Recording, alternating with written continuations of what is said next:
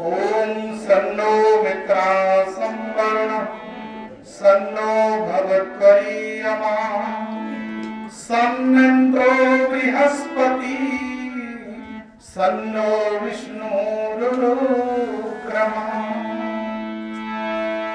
तो भरत जैसे भ्रात हो यह राम की मर्याद हो, सीता जैसी देवियों से वतन ये आबाद हो, शिव दधीच से दानी हो और कर्ण जैसी आत्मा सेठ भामा साहसे परोपकारी हो धर्मात्मा।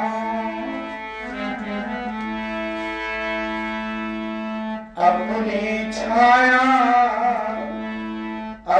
छाया में भगवन बिठा ले मुझे, अपनी छाया में भगवन बिठा ले मुझे, मैं हूँ तेरा तू अपना बना ले मुझे, अपनी छाया में भगवन बिठा ले मुझे, मैं हूँ तेरा तू अपना बना ले मुझे।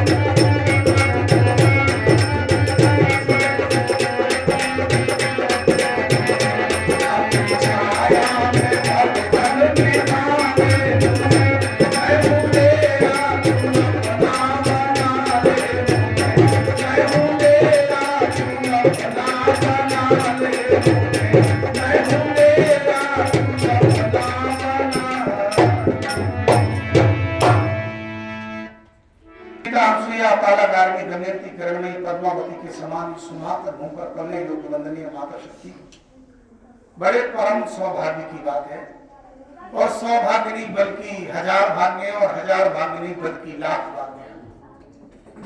ये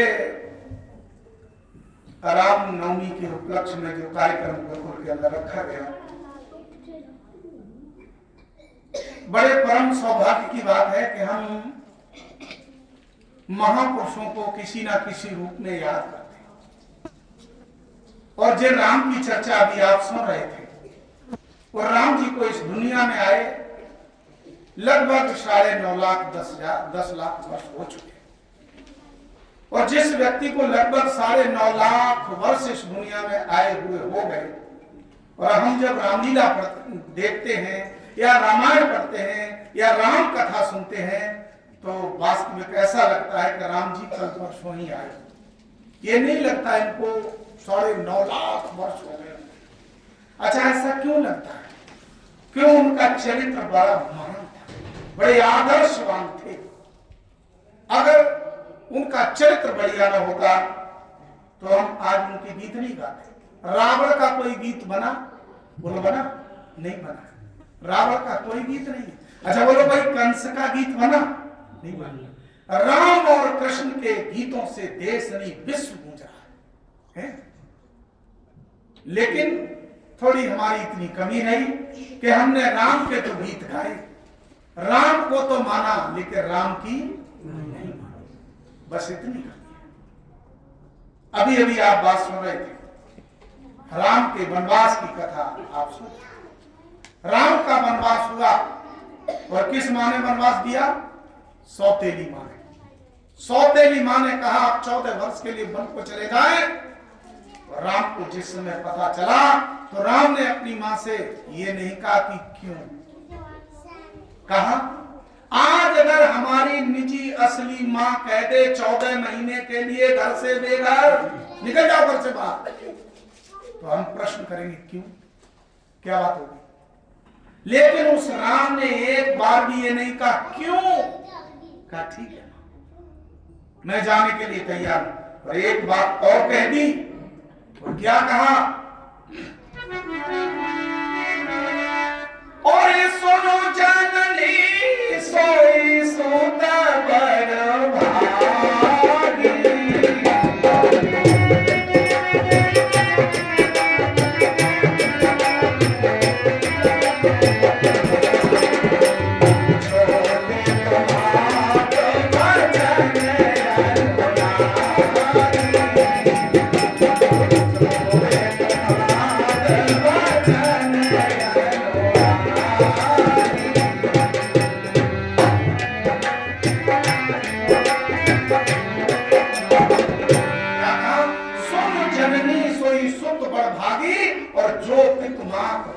अनुरागी, वो संतान तो बड़ी परम सौभाग्यशाली होती है जो अपने माता पिता की आज्ञा का पालन।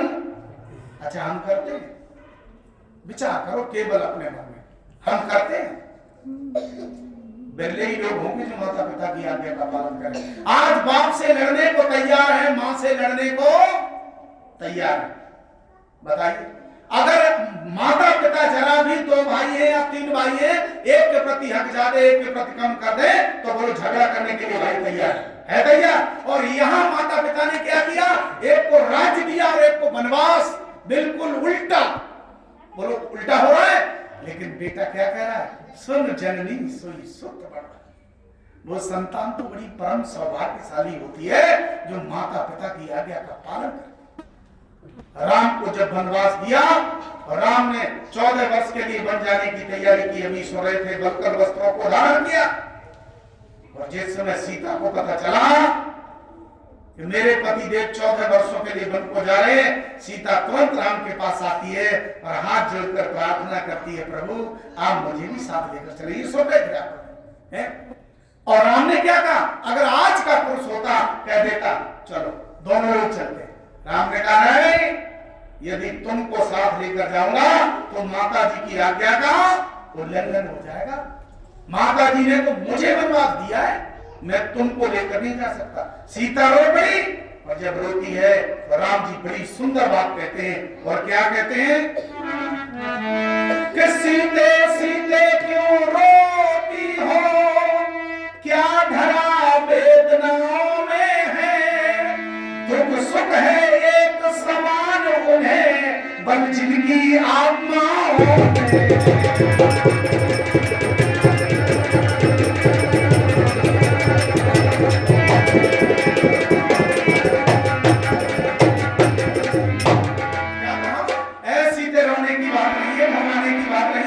संसार में दुख सुख तो होता ही नहीं है, जिसकी आत्मा प्रबल है उसके लिए कोई दुख और सुख नहीं है। चाहे जहां उसे छोड़ दो, सारा संसार उसके लिए समान है। आप क्यों घबरा रही हो? सीता हाथ जोड़कर बोली, पतिदेव मैं तो आपके साथ में चलूंगी, मैं आपके बिना इस अयोध्या में नहीं रह सकती। और जिस समय ये कहा, राम जी ने कहा कोई बात नहीं, बड़ी सुंदर बात है, अगर तुम चलना चाहो तो सुनिए। और क्या बोले कि चलने को चल सकती हो पर भ्रमण तुम्हारे योग्य नहीं, तुम राजवंश की राजवधू बन गमन तुम्हारे योग्य नहीं।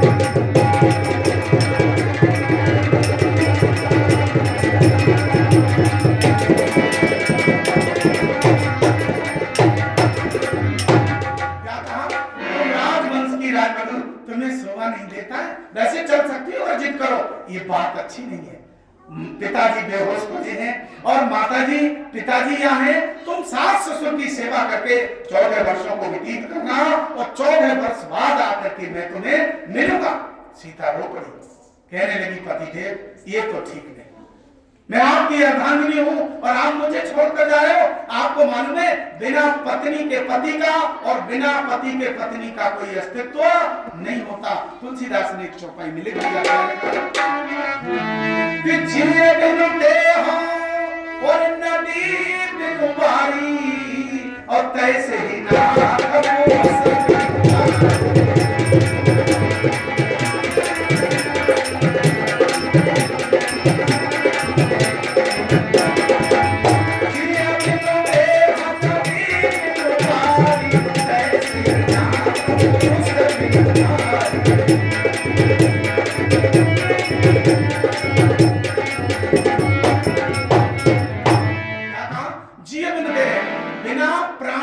शरीर का कोई अस्तित्व, अच्छा बोलो है, कोई अस्तित्व नहीं। और नदी बिन बारी, बिना जल के नदी का कोई अस्तित्व नहीं। और तैसे ही नाथ पुरुष बिन नारी, बिना पति के पत्नी का कोई अस्तित्व नहीं। मैं इस अयोध्या में नहीं रह सकती। राम जी कहने लगे बात तुम्हारी भी सत्य है, लेकिन मेरी बात भी सुनने की कोशिश करो। और क्या बोले कि मैं कैसे ले चल सकता हूं और मैं हूं आज्ञा के बंधन में।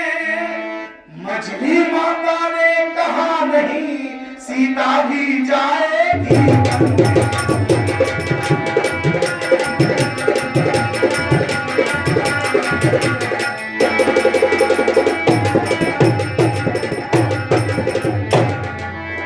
क्या कहा? ये मछली माता की आज्ञा नहीं है। कैकेयी माँ ने ये नहीं कहा कि सीता भी वन को जाएगी। अगर मैं आपको ले जाऊंगा माता जी की आज्ञा का उल्लंघन हो जाएगा। देवी आप कुछ भी कहो, मैं तुम्हें साथ लेकर नहीं चल सकता। और यदि तुम्हें साथ लेकर गया, यदि तुमको साथ ले चलूं तो फिर बात आन की आती है। माँ कह देगी वनवास कहाँ जब साथ जान की आती है।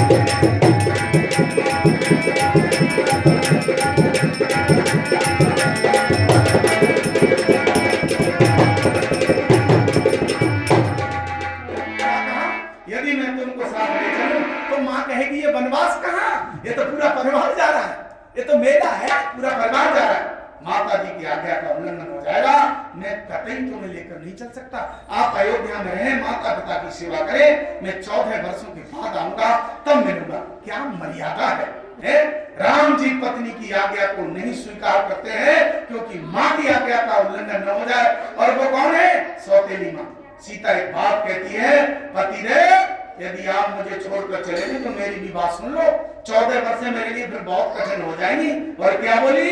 सीता कहने लगी, और छोड़े अयोध्या वन को धारे, मोए संग में ले चलियो, मैं जीते जी मर जाऊंगी मैं जीते जी मर जाऊंगी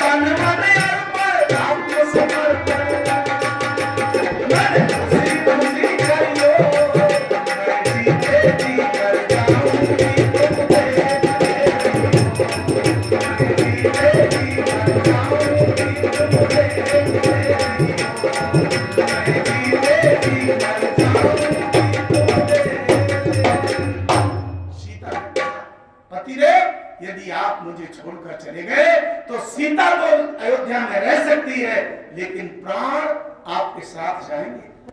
राम समझ गए ऐसा न हो सीता कहीं ज्यादा घबरा जाए। राम जी कहने लगे, सीते मैं मां की आज्ञा का उल्लंघन नहीं कर सकता। यदि आप मेरे साथ में चलना चाहती हो तो अपनी मां से आज्ञा लेकर। और जिस समय ये कहा, सीता ने कहा, प्रभु आप ठहरे, मैं भी जाता हूं। और सीता मां के पास के लिए जाती है। और सीता जिस समय मां के पास में जाती है, और जिस समय मां ने दूर से देखा महल की तरफ से सीता आ रही है, मां समझ गई है क्यों आ रही है। मां ने मन में विचार किया, इसके पति का 14 वर्ष का वनवास हो गया, अब ये मेरे सामने आएगी, रोएगी, गिड़गिड़ाएगी और कहेगी, माता जी मेरे पति को वन जाने से रोको, इसीलिए आ रही है। आज जैसे ही सीता सामने पहुंची, सीता ने हाथ जोड़ करके मां को प्रणाम किया और एकदम चरणों को पकड़ लिया, चरणों को पकड़ करके प्रणाम किया और क्या बताया कि तब जानकी सास पद लागी और कही हमारे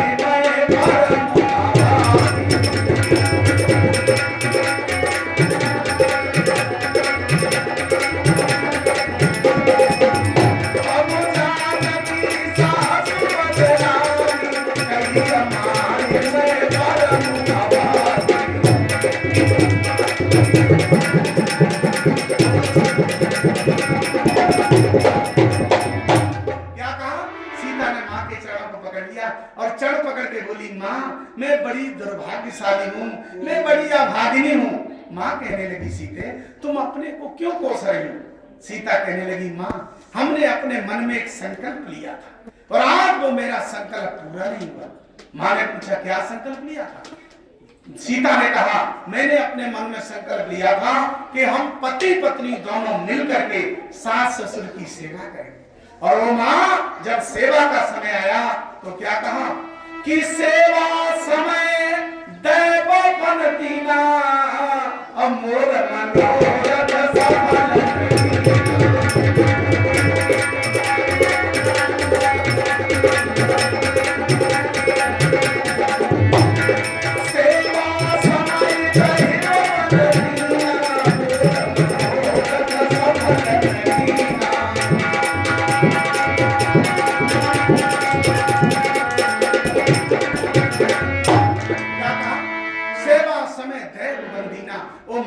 जब सेवा का समय आया तो दैव की कृपा से मेरे पति का वनवास हो गया। ये नहीं कहा कि आपने किया।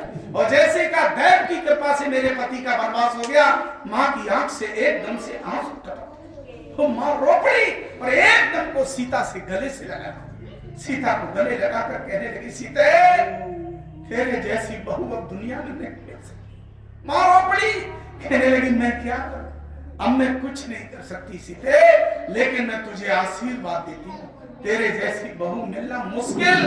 और क्या बोली कि अचल होई आही बात तुम्हारा और जब लगे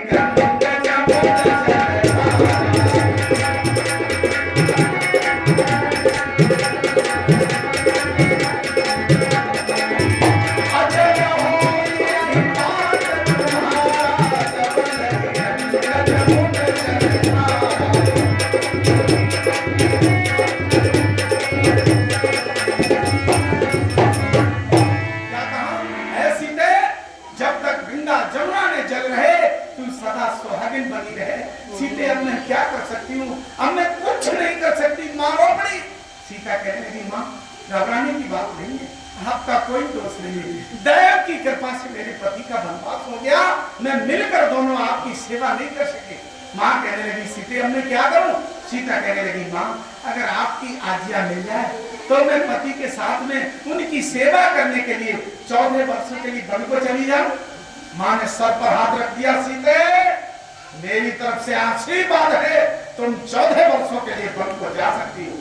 सीता मां से आज्ञा लेकर राम जी के पास में आती है, हाथ जोड़कर बोली, पत्नी मैं मां से आज्ञा लेकर आई हूं और मां ने मुझे 14 वर्षों की वन जाने की आज्ञा दे दी।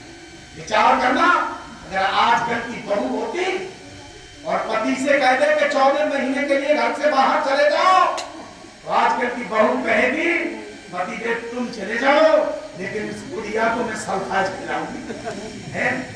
लेकिन सीता ने दोषी भी नहीं ठहराया, अम्मा आपका दोष नहीं है, देव की कृपा से मेरे पति का वनवास हुआ। और आज जिस समय सीता पास में आती है, राम और सीता बन जाने की तैयारी करते हैं।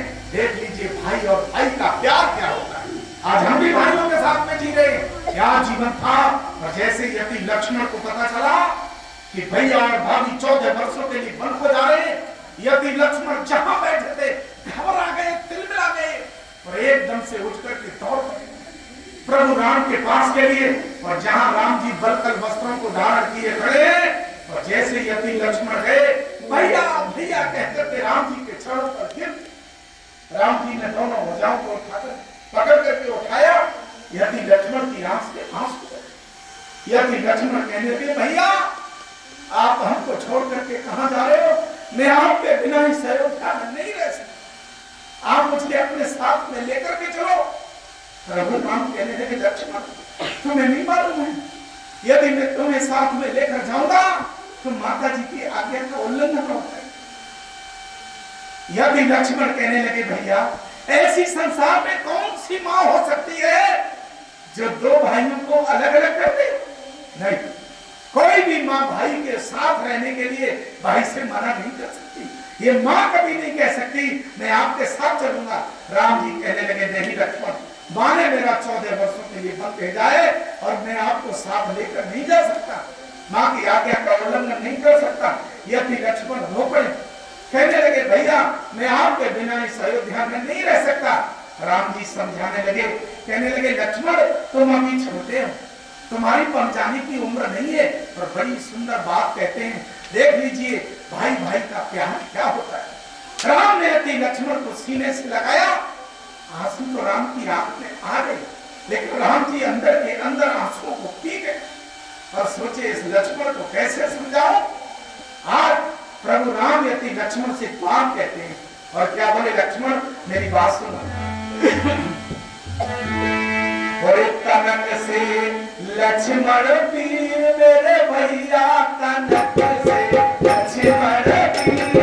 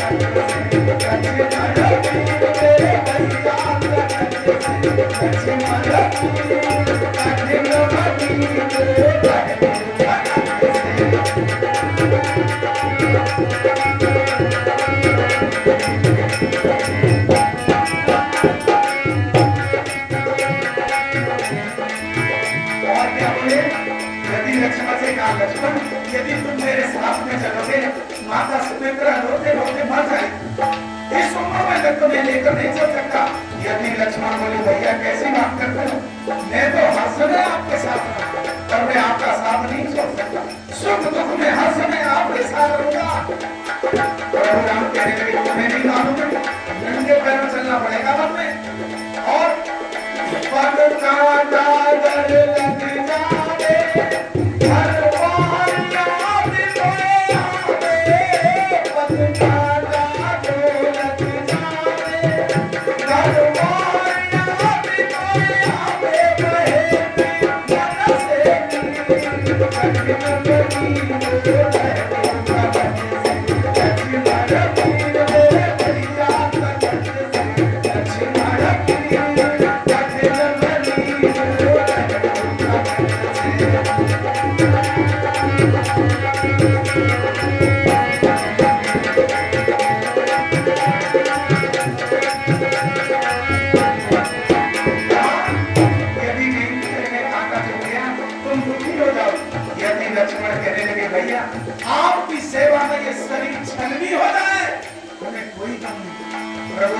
बेचारे लक्ष्मण नहीं मानते।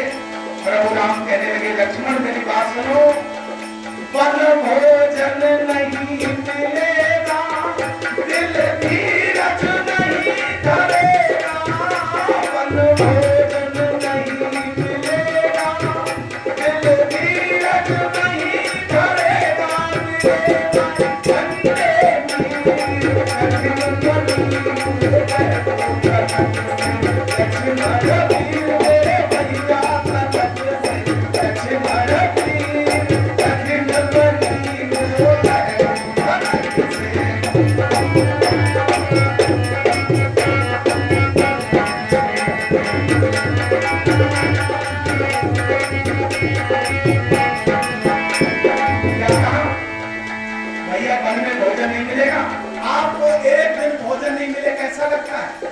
भैया एक दिन नहीं, 2 दिन नहीं, महीने 2 महीने नहीं, 14 वर्षों भोजन के दर्शन नहीं होंगे।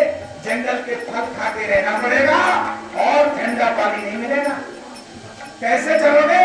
लक्ष्मण कहने लगे भैया आप घबराए नहीं, मैं सब कुछ सहन कर लूंगा। और तनक से लक्ष्मण भैया तनक से लक्ष्मण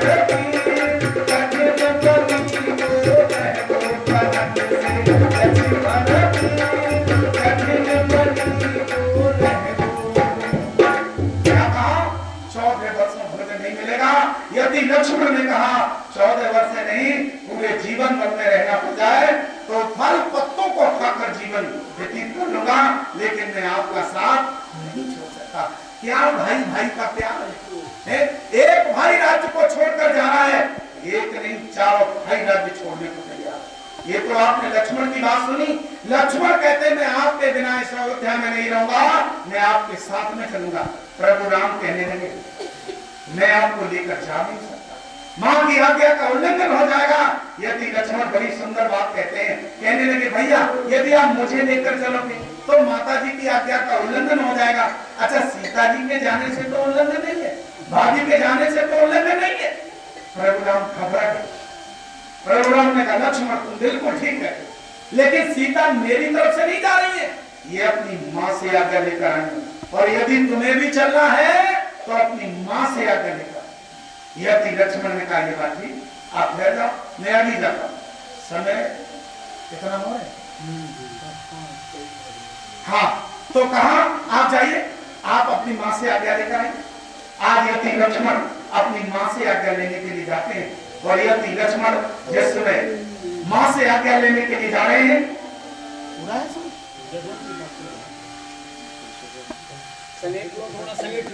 चलो मैं वाणी को विराम करने जा रहा हूँ और थोड़ी बात सुन लीजिए, शेष बात आगे होगी। आज यदि लक्ष्मण मां से आज्ञा लेने जा रहे हैं, लेकिन अकेले लक्ष्मण बन को नहीं गए, चारों भाई बन को गए। आप लोग सोच रहे होंगे कैसे, ये तो बात बाद में सुनना, आप सुन लीजिए। जब राम सीता लक्ष्मण बन को गए और भरत जी जब लौट कर आए तो कहां चले गए? भरत जी ने मां से मां कहना बंद कर दिया। मां तू मां नहीं है, तेरी जीभ नहीं कट गई? तो राम जैसे भाई को तूने वन भेज दिया, मेरी सीता जैसी भाभी, और जिसने कभी 2 शब्द मुझसे नहीं कहे, और जो कभी इस जमीन पर नंगे पैरों नहीं चली, वो 14 वर्षों वन में कैसे जाएगी?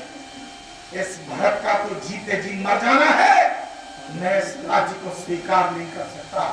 भरत जी ने नंदी ग्राम में गड्ढा खोद लिया, और गड्ढा खोद करके जमीन के अंदर लेटते, भाई के बराबर जमीन पर नहीं लेटे। अगर जमीन पर लेटेंगे तो जहां राम लेटे वहां हम लेटेंगे, बराबरी नहीं कर सकते।